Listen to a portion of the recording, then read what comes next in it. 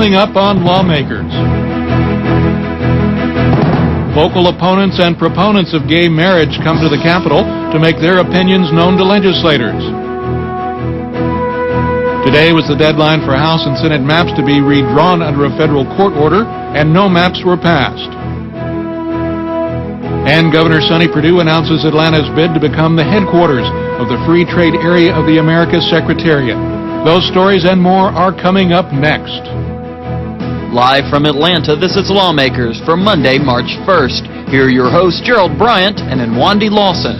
Good evening, everyone. Also on tonight's broadcast, the House passes the Common Sense Consumption Act.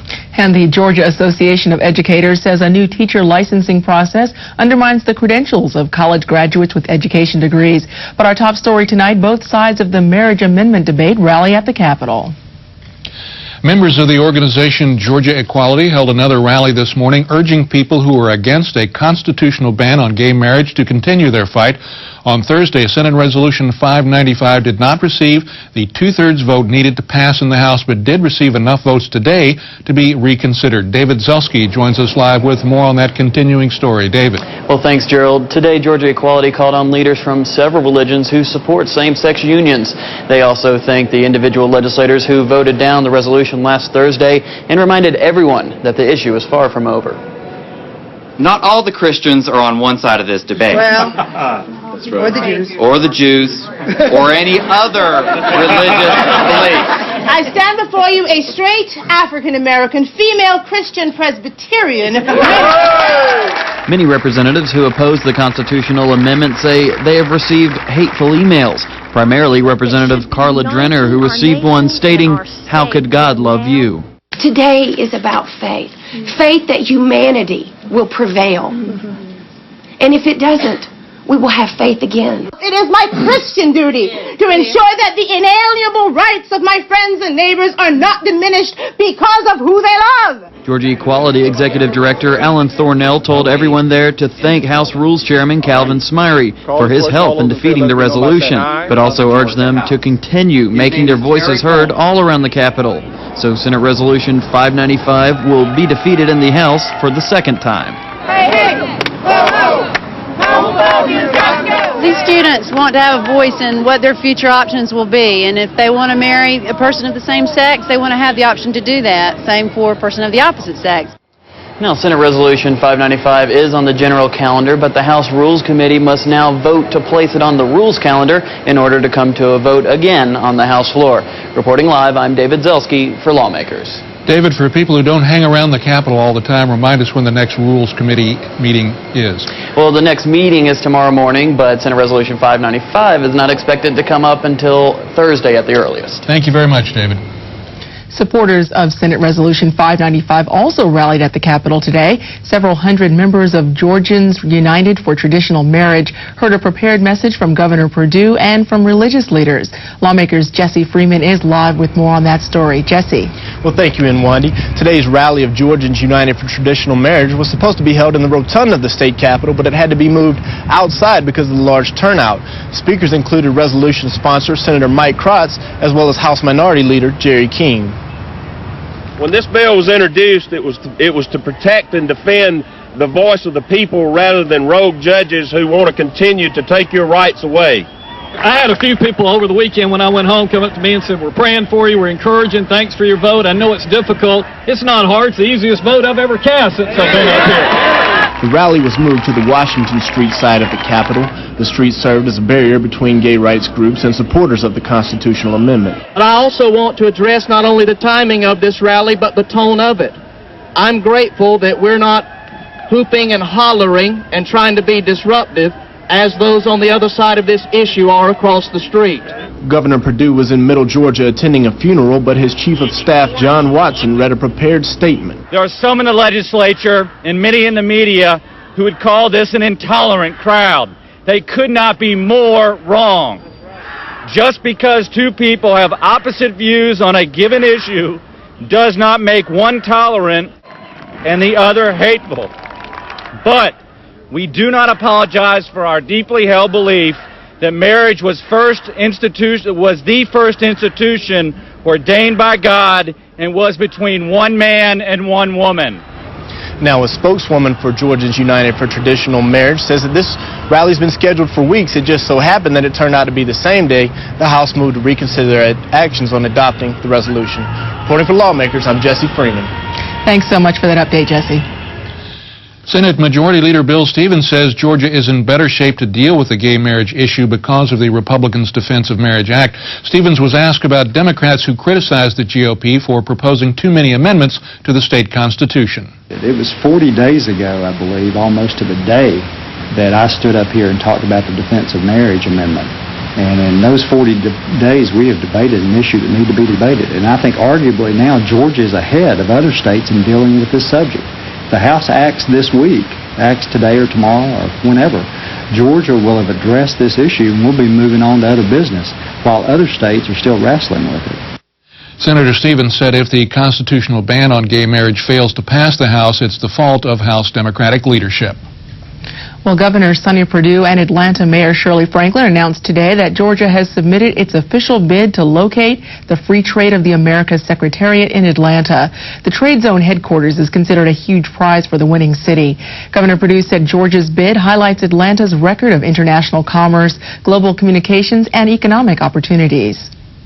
Among our other strengths, our bid highlights Georgia's strong global corporate base. We always felt like this was a real strength for Atlanta as the hub of the Southeast corporately, and it highlights that. Certainly, we're blessed with ideal geographic location in the Hemisphere, and we've made that known to our North and South American partners in the Hemisphere that this is an excellent location from which to do business. Our superior transportation and convention and tourism infrastructure also plays a great part. Atlanta Mayor Shirley Franklin outlined some of the benefits that would come with the location of the FTAA Secretariat in Atlanta, and Equifax CEO Thomas Chapman, part of the public-private sector partnership to land the FTAA prize, showed off part of the bid package.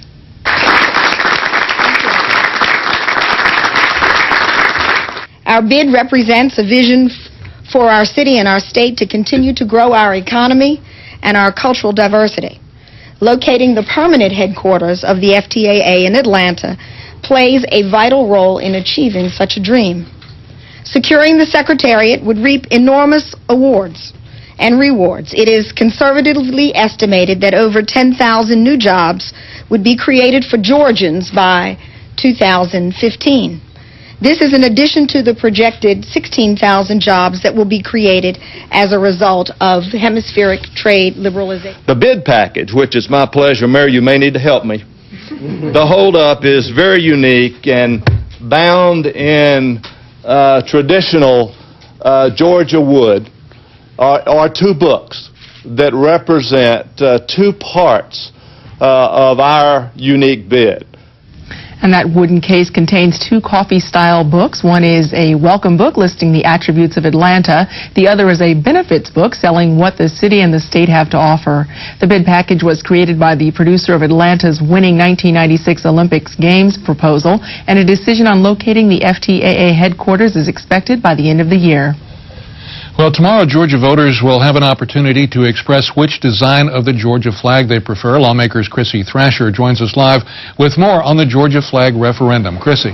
Well, Gerald, in addition to voting on a presidential candidate, Georgia citizens will have a chance to vote on a design for the Georgia state flag. One design is Georgia's current flag. It passed on the last day of the 2003 session. The flag is similar to the state's pre-1956 flag. The other design passed in 2001 when Governor Roy Barnes was in office. That flag design bears the Georgia state seal and a combination of previous state flags. Tomorrow's flag vote is a non-binding referendum. Senator George Hooks explains what that means. The choice will be non-binding in this referendum in that the voters of Georgia will be expressing their preference, but nevertheless, according to the Georgia Constitution, we can't delegate that authority back to the voters. We have to make those laws here at the state capitol. So it'll be more or less a advisory vote, but nevertheless, I think it'd be a good indication of the mood of the people that vote. But we want to encourage everybody to go out and express their votes at the polls. And as for voter turnout for tomorrow, the Secretary of State's office says Georgia's early voting period was a success. Over 10,000 residents from 63 of 159 Georgia counties voted early. Reporting live, I'm Chrissy Thrasher for Lawmakers. Thank you, Chrissy. And although today marked the deadline for new House and Senate district maps established by a federal panel several weeks ago, the House has yet to draw new maps. Earlier, I asked House Reapportionment Chair Carolyn Hughley about the failure to meet this deadline. The March 1st deadline simply meant that they would hear from the plaintiffs on today, and then they would go ahead and assign the special master and get them started on the process of drawing the maps. And it's my understanding that they're proceeding with that. Now, certainly their methodology for drawing maps differs from what generally happens in the General Assembly, and in particular that they can only reference African American participation and not incumbency as a factor in that. Is there any concern on the House side that they will not be considering incumbency as they draw these maps? Well, I think there's concern on both the House and Senate side because we are all incumbents, and they're going to draw a politically blind map, is my understanding, with the exception that you pointed out, dealing with African Americans. So normally legislators would want to have a say-so in that process. So we're just as concerned as the Senate is about that. And is it your understanding if you can meet or come up with a map plan before they complete their maps that they would be willing to take a look at your plan? Yes, it's my understanding that the courts would prefer a legislative solution. And they will be willing to take a look at what we've done if we can arrange to have that completed prior to their completion of the maps. Now, I understand that one point of contention between the House and the Senate at this point is the multi-member districts that the House map or any proposed plans might have. Is there any room for compromise around the issue of multi-member districts, and what have you all been discussing? Well, we've made no demands on the Senate about their maps, and of course we could take issue with a lot of things that they have done. They're trying to bully the House at this point, and we're not hearing it right now. Now, you mentioned that you could, of course, take issue with a number of the concerns that you might have with the Senate maps. I understand that members of the Black Legislative Caucus do have some concerns around those Senate maps. Can you address some of those? Well, it appears that the Senate went in, and anybody that they even thought was possibly going to run for office, they systematically drew those people out of districts. They've put several incumbents running against each other, and they've done several other things in their map that, they complain about under the Democratic version of the maps, but they don't have problems with it when Republicans do those same kinds of things. And you'll see the same kind of things in the Republican first draft of the map that they showed us on the House side. Those same kind of issues would surface there again, too.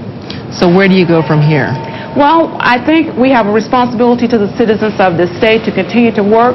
Keep in mind that the Republicans in the House and the Senate have one goal in mind, and that is to think majority. They want to get a majority of this state by any means necessary. I think we will have to come together at the table and to see what we can work out in the best interest of all parties concerned. This is a process where a lot of people are not going to be happy, but I pledge to my House members and to the citizens of this state that we will do all that we can to work fairly and honestly with all parties that are willing to come to the table. Well, we'll certainly be following the process as it goes along. Thanks so much, House Reapportionment Chair Carolyn Hughley. Thank you. Now, the Senate did pass new Senate maps last month, and Senate Republicans have been critical of the House for failing to approve those maps. I talked with Senate Reapportionment Chairman Tom Price about what the lack of House action means. Well, it ought not come as any surprise because the House has repeatedly this session done virtually nothing as it relates to redrawing the maps and redistricting. The court, however, set a deadline of March 1st. The Senate has acted responsibly. We await the House action. However, time has run out, and we're really disappointed. The House seems to believe that that was not a hard and fast deadline. We've heard that a couple of times from different people in Democratic leadership in the House. How do you interpret what the court said? Well, it's kind of like your teenager when you give them an 11 p.m. curfew and they come home at midnight and they say, well, I didn't think you meant it. March 1st is March 1st. The court said it. They mean it. The judge that's been appointed will begin drawing maps tomorrow, and we thank goodness that there's an outlet for fairness for the citizens of the state of Georgia. Has there been any communication directly today with the courts, and do you know for a fact that the process of map drawing begins at the court level tomorrow? I know that the plaintiffs in this case have filed their petition to the court. that would ask them to go ahead and draw the map, which is what the court had requested if we got to this point and no maps were forthcoming from the legislature. At this point, what would happen if the House were to either draw House maps and send House and Senate maps back to the Senate, or if they were to simply okay the Senate maps and send them back after the March 1st deadline? What status or what position would the Senate take? Well, we would urge the House to adopt the Senate map. The Senate has adopted a map. It's a new map. It was a bipartisan map. We had good support in the Senate, and we would ask that the House go ahead and adopt that. If they can't adopt a Senate map, if they can't get a plan on the table, then that doesn't mean that the Senate's work ought not be respected. Now, there was a bill that was going to be debated on the floor today that dealt with multi-member districts that was put to the bottom of the calendar and postponed. Tell us why that happened.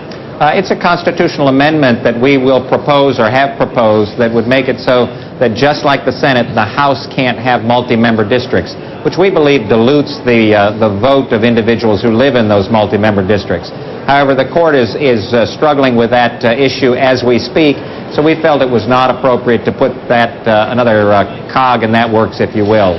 And let me add something to that question I asked just a moment ago. If the House were to send anything over to you at this time, would you vote on it? Would you consider it, knowing that the court was in the process of drawing maps? We welcome any action by the House. Frankly, they've done nothing to date, and it's a real disappointment, and so we welcome any action by the House. Senator Tom Price, we will eagerly await the next development in the reapportionment situation that exists at the Capitol. Thanks for joining us on Lawmakers. Thank you, Gerald. Well, in other news today, a lawsuit against the McDonald's company has prompted the House today to approve a measure limiting lawsuits against fast food companies. House Bill 1519 prevents lawsuits when consumers knowingly eat unhealthy food. Representative Dubose Porter explains that this is in fact a tort reform effort. The meat of the bill is on page 2. What this does, it heads off a trend that's going across this country of trying to hold someone else responsible for something each individual should be responsible for. Section 26.2.432 states that claims arising from the long-term consumption of food shall not be subject to civil liability. Now, the next section is if there's a packaging problem, if there's a violation of misbranding or something like that, the responsibility certainly is still there, and the knowing and willful standard will certainly apply to that. The House approved the measure without opposition, and it now moves to the Senate. There was a debate in the Senate today over who should or should not be exempted from state laws governing how cities and counties deliver services to their citizens. Senator Dan Lee wanted to exempt sheriffs, Superior Court clerks, probate court judges, and tax commissioners from Senate Bill 490. Senator Renee Unterman, sponsor of the bill, said that was a bad idea. If you exempt these people out, you're taking them out of the equation. If you take that out of the equation, guess what's going to happen? Next year when you come down here, somebody else is going to come whining to you. We want to be taken out. We don't want to be accountable anymore. We don't want to have to deal with the growth strategies. I understand why they want to be taken out. Let's get down to plain English and say why they want to get taken out. The reason they want to get taken out is because it's a pain. Senator Unterman wanted to send the bill back to committee. Senator Lee opposed that, saying the issue had been around for a long time already and that a return to committee would accomplish nothing. You know, is it going back to the committee, touching it with the magical committee wand, going to make it any better? I don't think so. It doesn't matter what individual wants something, likes something, dislikes something. Let's vote on it because of the merit of it. Let's do something radical today. Let's vote on the merit of this bill. Let's vote on the merit of this amendment and be done with it. Nothing magical is going to happen to this bill when it gets back to a committee. I would have thought of all the changes in this building over the last couple of years, we would have finally realized that. The Senate agreed to send Senate Bill 490 back to committee. We'll let you know if and when it comes to the floor again. Well, the state's largest teachers group opposes new licensing standards enacted by the Professional Standards Commission. The Georgia Association of Educators says offering a credential to college graduates without education degrees is a bad idea, even if the new teachers are supervised by veteran educators. It sounds good, but these are people who have to teach their own children. When will they have the time? They haven't talked about release time. There's not the money there now to hire the additional teachers to release the master teachers a portion of the day to mentor the new teachers. But we, as part of the rules that we passed 2 weeks ago now, is that it must be a supervised internship. Mr. Toth acknowledges the need for more mentoring, but he says similar alternative credentialing programs have been successful in filling vacancies.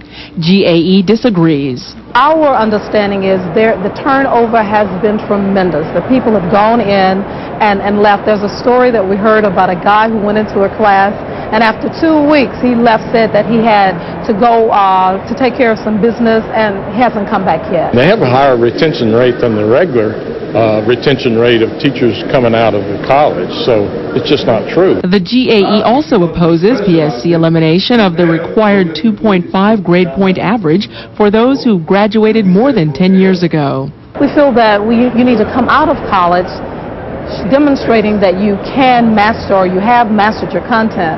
Anything below a C+ average, my God, C+ average is not honored. There's no research to support that a higher GPA makes a better teacher. Solutions, according to the GAE, lie not in simply providing teachers, but uplifting the profession overall. We need to increase our salaries. We need to have mentoring programs, true mentoring programs. We need to have smaller class sizes. You can do a world of good and see a change, and that you are actually impacting lives when you have fewer children in the classroom. And the GAE may have to wait for the General Assembly to implement many of these measures. The new licensing standards take effect March 15th. Well, the House today voted to mandate that schools have more than one entrance to a public road. That's as a safety measure, according to the bill's sponsors. But some lawmakers say House Bill 1068 interferes in matters that local school boards should decide. This is another unfunded mandate that we're trying to put on our school systems.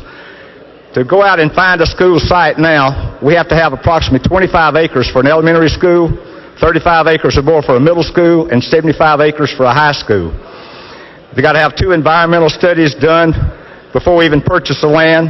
Have to have one that's a site feasibility, then a hazard analysis, anything that's going to cause problems within 3 to 5 miles, power lines, gas lines. The State Department of Education, as this report says, the State Department of Education, they have the Facility Services Review. They review the environmental studies, they review the site, and they have to give us an accept or reject on sites at that time. The State Fire Marshal is involved, and the local fire departments. They review all the preliminary drawings. They make changes, what they feel is necessary for safety. And the House approved that measure by a vote of 105 to 64, and it moves to the Senate.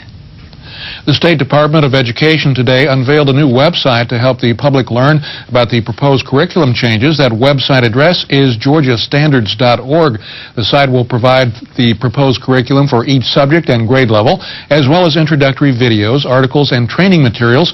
Visitors to the site can view a scrolling timeline of the implementation process and comment on both the curriculum and the process itself.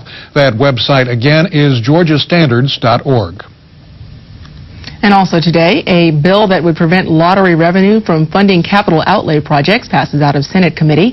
Senate Resolution 678 strikes wording in the Georgia Code section dealing with the lottery that allows for the funding of capital outlay projects, such as new buildings at colleges and universities.